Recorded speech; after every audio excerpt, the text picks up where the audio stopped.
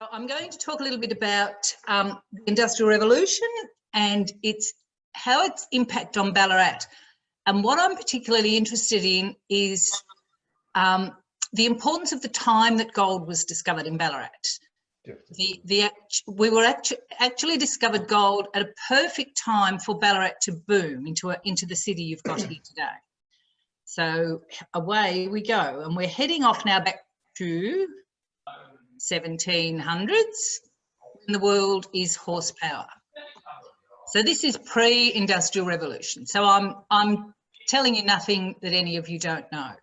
The interesting thing I discovered in this was the first bus in London that ran in the early 1800s, the first horsepower bus, and you could just hail it down and stop it anywhere you wanted, but it did have a definite route to go around London. So here we've got pre-industrial London. And now we've got 1770. Some of you will have been to Ironbridge Gorge and the museums there. And this, of course, is the famous furnace that really, people say, starts the Industrial Revolution. These pots here, people see my cursor if I do that? Yes. Yes, excellent. So these cooking pots here are sort of lovingly referred to as the cooking pots that changed the world. So Abraham Darby was a Quaker and had an ironworks at Coalbrook Down making iron goods, and the main thing he made was cooking pots. And despite looking fairly simple, it actually takes quite a long time to make a cooking pot like this by hand. And so Darby was wrestling with the idea of how he could speed up the process. And he wanted to be able to somehow make these by pouring the metal into the mould. Long story short, that he had to invent this blast furnace here. This is all that remains of it now. This special thing that superheated the metal so that you could actually pour it out as a liquid. And so you end up, instead of like a blacksmith, hammering something, you know, sitting down, making your suit of armour or whatever you're making, an individual piece, you can get special sand. You carve the item you want out of wood. You press the wood into this sand. It holds its shape. You can heat the metal hot enough that you can actually pour it in and make this mould. Now, this is a crucial invention for the Industrial Revolution, because this now means you can make parts that are all identical. You can make parts quickly. You can't imagine of a blacksmith making a train, or nuts and bolts where pieces fit together.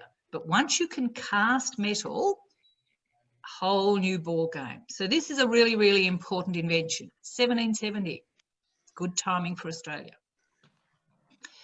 If you go to Coalbrook Down, this is the beautiful Iron Bridge. It's worth a trip just to see this bridge. It's stunning. And this is the first bridge made of cast metal. Still there, you can still walk across it, still beautiful. Right. Now, other thing that's simmering along is the need to move coal. Coal's heavy. It's moved by pack horses. And up near Newcastle, they come across this idea of putting the coal in these carts. If you look at this picture, it nearly makes you laugh, doesn't it? They put the coal in these carts. They built a wooden tramway. It only went downhill. So it's actually powered by gravity. The driver is sitting on the brake and the horse is just trotting on the back. He's going to pull the empty cart back up the hill. A little bit basic. In 2014, we're actually doing some digging up there. It's fairly near Newcastle, which is near Hadrian's Wall.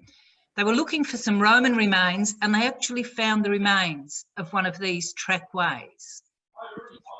A really quite exciting discovery. Notice the flanged wheels, right, which is, you know, sort of those of us that are used to trains are used to those, but that's a really important development. You might notice that next to the track here is a sort of a ditch. That was to keep water in because you had to keep the wooden track wet. So you kept it. And then the stone in the centre here was for the horse to walk on.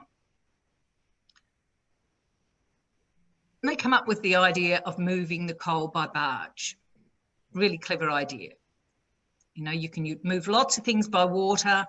You can power your barge with a horse. So the horse pulls the barge along, trackway, and it's moved.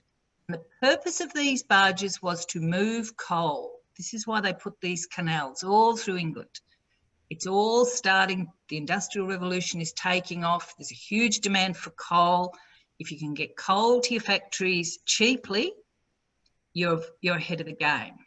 So this is how quickly the canals develop across England. You can see good ideas spread quickly. Right. I was just going to tell you too, the first canal went into Manchester, the Bridgewater Canal. When it was finished, the price of coal fell by 75%. Shows you. Then, of course, we get to the trains, 1829. 1829. Now, Melbourne's not settled, so keep Australia in perspective when we're looking at all these. But Sydney is settled, Hobart is settled. So Australia is bubbling along as a giant sheep station and convict colony. And George Stephenson, he doesn't invent the train. You really can't put your finger on any one person and say this person invented the train. But Stephenson puts together a whole lot of ideas. And in particular, the important one was this piston. The very, very first train they tried to build, they had a vertical piston going up and down. Now, I'm not a mechanic and I don't even understand what pistons do, but apparently when they go up and down, they're not very efficient. Stephenson put it 35 degrees, 35, I think. Yep, 35 degrees, and it's much better. If you head over to the Science Museum in London, this machine, you'll see a copy of the rocket, and notice he very quickly moved the piston to the horizontal, and that's much more efficient, and that's the way trains kept going. So this is an absolutely fascinating little engine. The smoke comes out here, right, obviously. Right. In the middle of all this, we've got Brunel, Isambard Kingdom Brunel, son of a very famous Mark Brunel, the guy that built the first tunnel under the Thames and invented the tunnelling machine.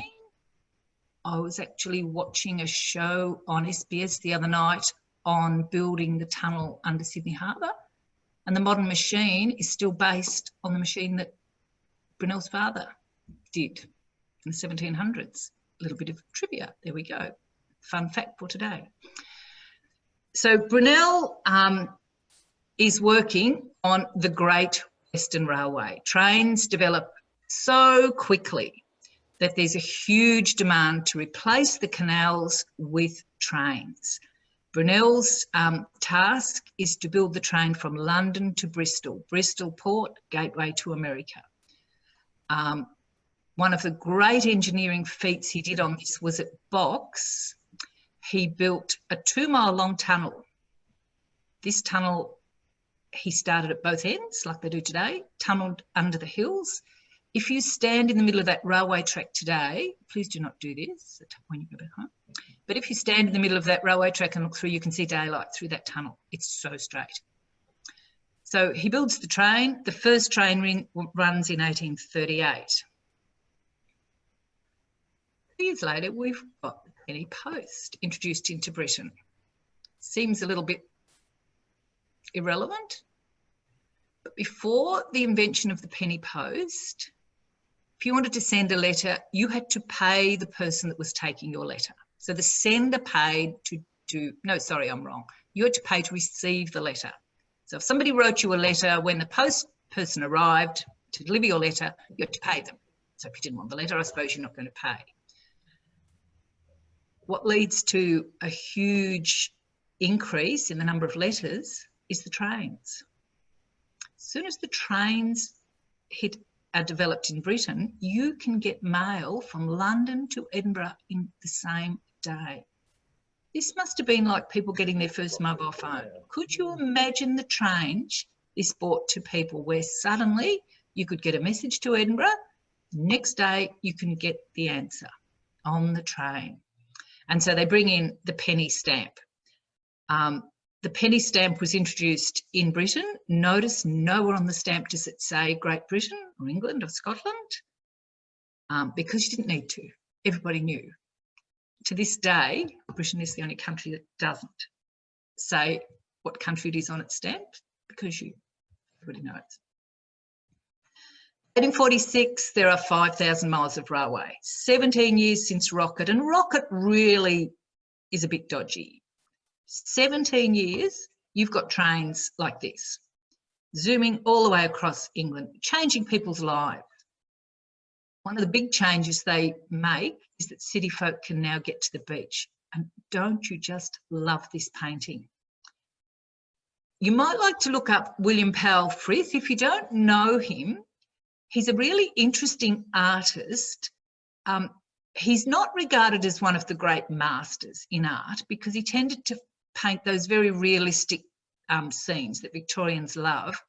For us, and particularly for us at Sovereign Hill, a really, really useful resource into everyday life and costumes. Look at the detail in what people are wearing and look at the date, 1852. Look what you wear when you go to the beach. Right, here's another one of his paintings, and railway station. This is what's happening. Very middle class, notice, middle class, upper class. There's not a lot of evidence of poor people. You had to buy tickets, of course, to go on a train, but very popular, 1862. Brunel. The story is that Brunel was sitting with his friends in a club in London, discussing his Great Western Railway, and someone said, "What a pity, old chap, the train can't go all the way to New York." And Brunel thinks, pity. What if we could put a steam engine in one of our sailing ships? Now, by 1843, there are steam ships. Ships is probably a bit exaggerated. Steam boats sailing around the coast of Britain. The problem is that if you've got a ship powered by steam, you need to carry coal. The problem was to get enough coal to get all the way to New York, you wouldn't have any space for cargo. And Brunel's great genius is that he solves this. And I won't go into that in detail because we might do another presentation just on the SS Great Britain at another day. This is the launch of this fabulous ship, launched by Prince Albert.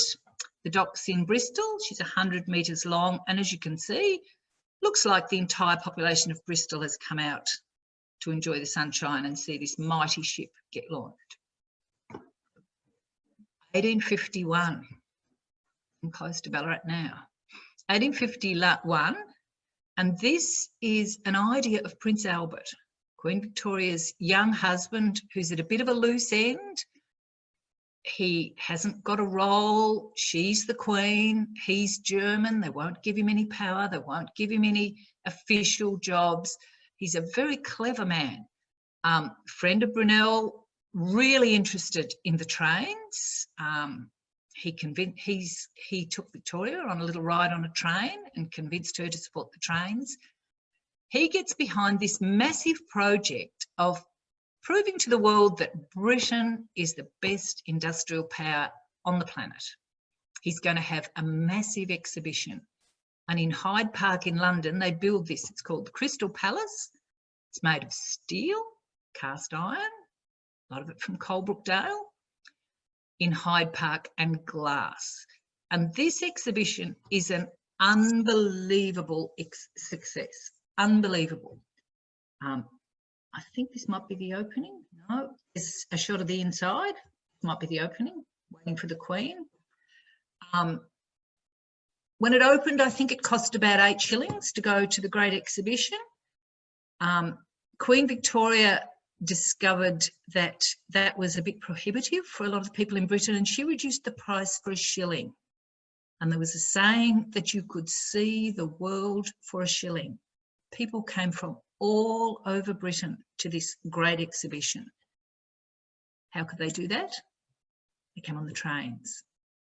they came on tours organised by an entrepreneur called Thomas Cook. They bought sandwiches, they bought their lunch. There were public toilets at this great exhibition.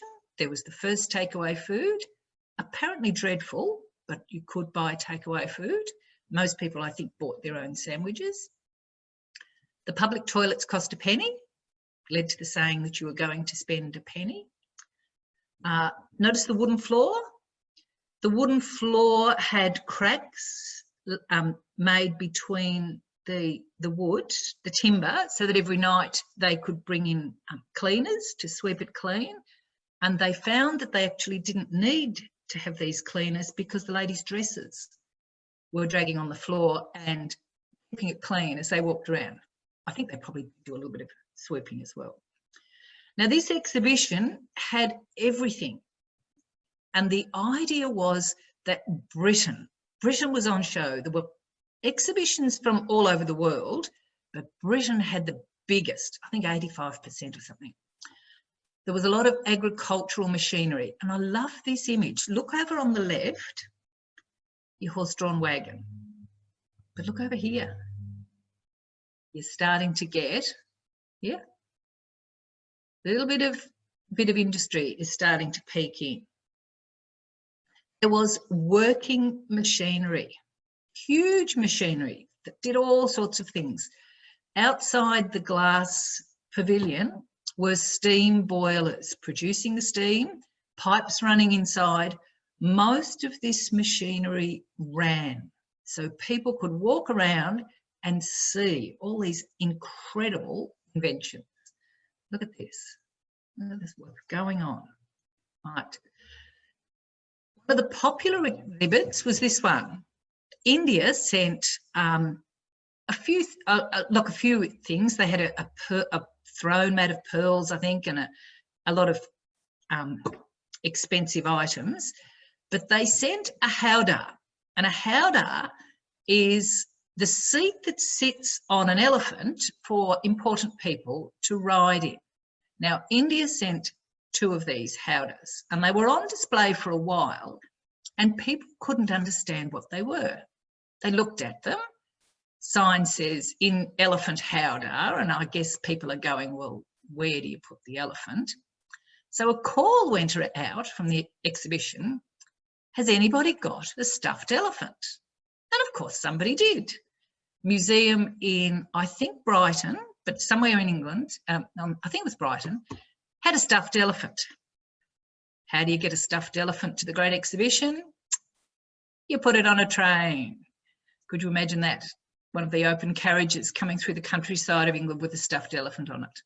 And there he was. And this then was a great success. People loved it then, seeing the elephant. This was one of the most popular exhibits, and it's an envelope making machine.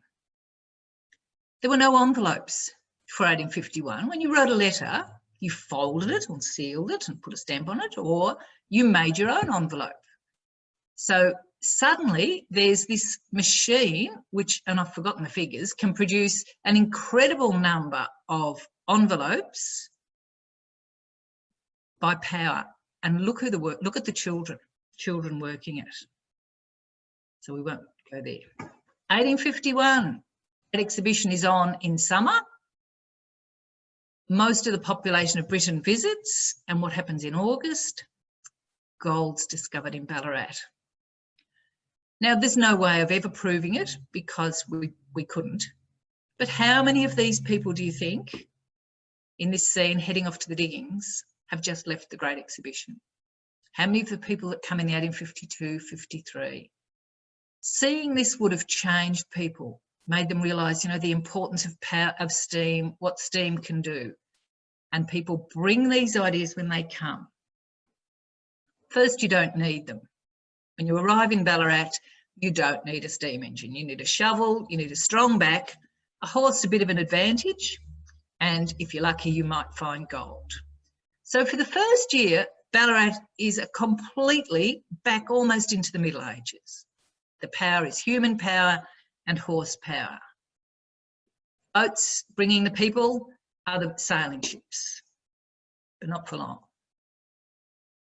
SS Great Britain, launched in 1842.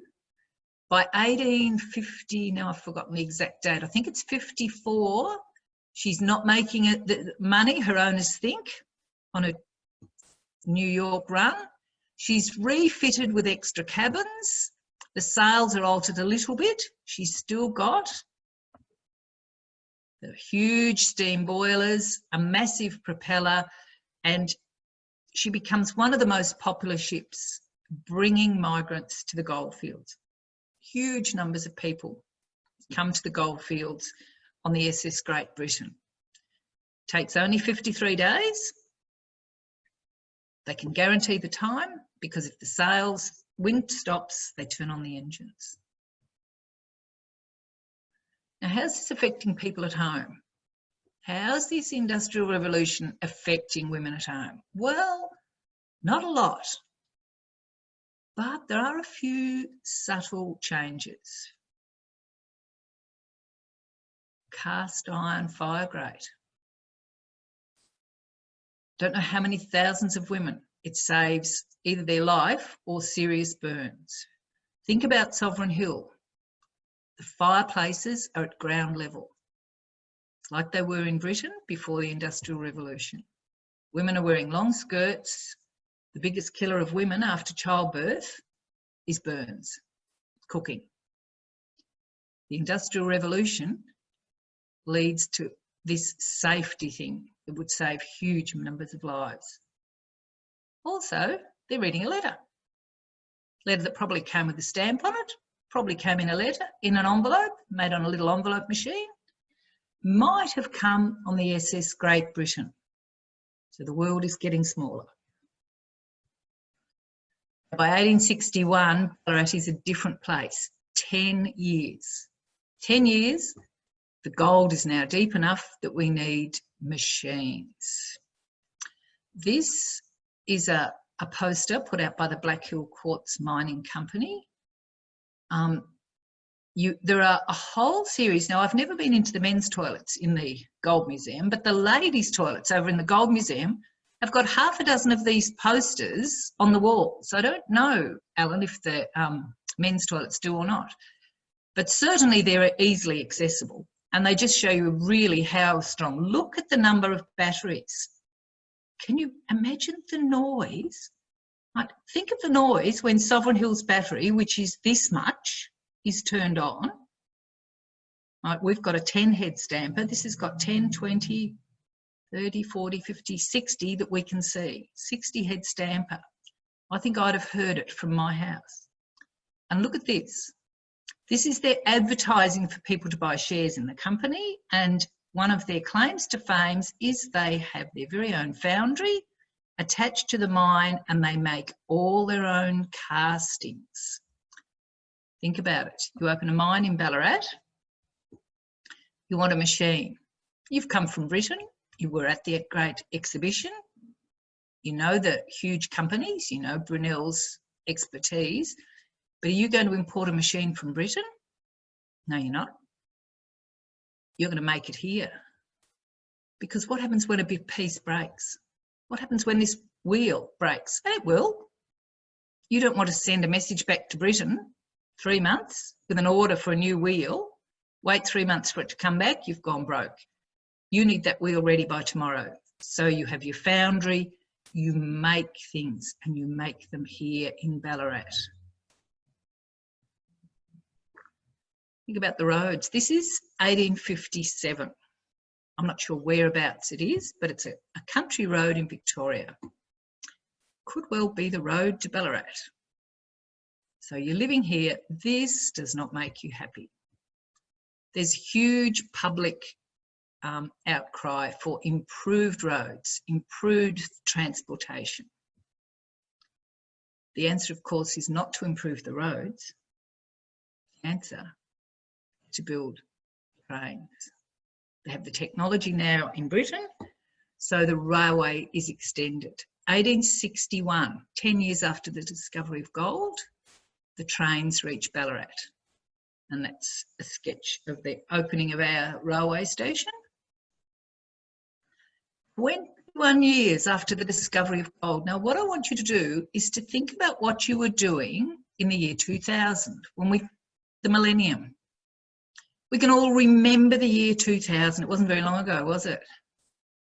That's the year gold's discovered in Ballarat, and this is today. In that short space of time, Ballarat goes from Wadawurrung country, the Yule, the squatter, the Learmonts, sheep coming through, to this huge industrial town. There's your Black Hill mine. They've already removed top of the hill. Here's your railway station. There's the scar made by the railway line heading to Melbourne. Here's Sturt Street. Burke and Wills fountain already there, because Wills, of course, is a Ballarat boy. We can recognise this. And this develops because the Industrial Revolution has led Ballarat to lead not the gold, but the foundries. Clunes has got gold. Creswick have got gold. Jerusalem had gold. Who's been to Jerusalem recently? Right. Why does Ballarat boom and these other towns either disappear or shrink? Because they take up the mantle of the Industrial Revolution. They take up the foundries. Ballarat, perfect place to build a foundry, because this railway line goes to Melbourne and then it heads off soon to Adelaide. This is the Star of the East Quartz mine, just because I love this picture really. But look at this, this is Sebas. Look at the technology that you would need. This mine was a mile deep. Still got a horse. Still a place for horses. But the technology in this, the huge steam boilers, is all. My most famous foundry, of course, is the Phoenix Foundry. Phoenix Foundry in Ballarat. Set up in 1854 to provide parts for mines. Now, if you're a foundry owner, you would know that if you're building spare parts for a mine, the mine is going to close as soon as the gold runs out. You don't want your foundry to close, so you need to diversify. What's happening parallel to the mines? Of course, the spread of the railway. So the Phoenix Foundry puts in tenders and is quite successful in building a lot of trains. I think overall they built 300 and something engines. This next picture, 1883, building at the back that says Phoenix Foundry Company is where Target is now, Central Square. And the train is on train tracks that were laid in front of the Phoenix Foundry so the trains could roll down to the railway station. This is the launch, look, is launch the right word? The delivery of the 100th locomotive that was made at the Phoenix Foundry. It's not the only foundry in Ballarat by any means, but it's certainly our biggest one. Those of you that are train fanatics might notice the funnel here on the trains. In Britain, they stop here. Australia had to add spark arresters, because one of the things that happened when these trains started chuffing around the countryside is that they tended to start bushfires on the side of the tracks, the very early ones. So this is sort of an Australian adaptation to try and catch the sparks before they hit. Look at the crowds. If you walk down that Armstrong Street to Sturt Street today into the centre of the road and have a look in the footpath, there are still some pieces of this railway track embedded in the footpath, just a couple of little pieces. Right. Now I want you to look at this. We've moved up to 1903. The impact of the Industrial Revolution on Ballarat. We start with gold. We need foundries. We need industrialisation to build our mines. then we diversify. We need to feed our miners. So HB Mackay opens his Sunshine Harvester factory in Ballarat because the technology's here, and the trains go all the way to Melbourne to go on the boat. This is a train. Let's imagine this train is built in Ballarat. Might not have been. It's a good story, isn't it? Here's the train loaded up with 300 tonnes of Sunshine Harvesters, and they are going to Argentina. They're heading off as an export from Ballarat, taking Ballarat's industrial might to the rest of the world on a train. That is just amazing.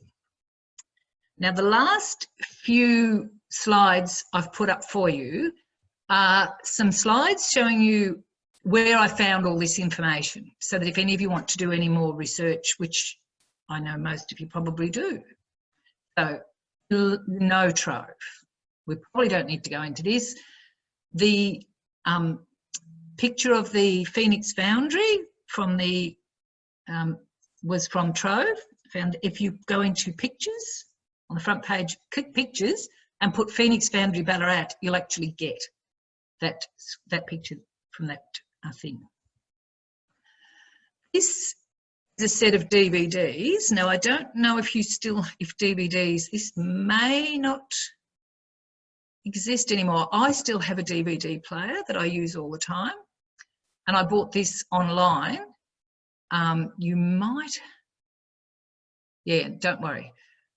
But this was a show produced by the BBC, Seven Wonders of the Industrial World, and it had 2 amazing episodes, really, really relevant to Sovereign Hill and to Ballarat. The episode on Brunel focused really on the Great Eastern, but covered a lot of his work. The 1858 episode focused on Joseph Bazalgette and the efforts to control the cholera and typhoid epidemics in London and the sewage system. So I know we're having a talk in a few weeks on funerals. I think Marianne's doing one. So this is really relevant. And Snow, a lot of you will know him. A lot of the history shows that we see on SBS did this wonderful, wonderful program on the history of the railways. I'm sure you'd be able to find it. And you'd be able to get that. That one is really good at it. It's got lots and lots of things about Stevenson and Brunel and the early trains. When we're finally let out of lockdown, you might like to venture down to Spotswood. This is ScienceWorks. ScienceWorks is built on the site of the pumping station of the original Melbourne sewage farm. To me, this is the most interesting part of all of ScienceWorks, perhaps as well as their coach, but this is pretty good. Oops, sorry. It doesn't actually still work, which is a blessing really, because when you think of what it was built for, but they've got the old pumping house, I don't know whether it's changed colour. This guy gives you a bit of a talk. They turn on one machine that actually doesn't do anything, but certainly it's well worth a look at because it talks about lots of the impact of the Industrial Revolution. But of course, the best place in the world to go, and the only place in Victoria really where you'll see a complete story of the boilers, producing the steam, the machines, is Sovereign Hill. And this is, of course, a really important part of the education programs they run at Sovereign Hill for Year 9s. Right, and that's the end. Thank you very much.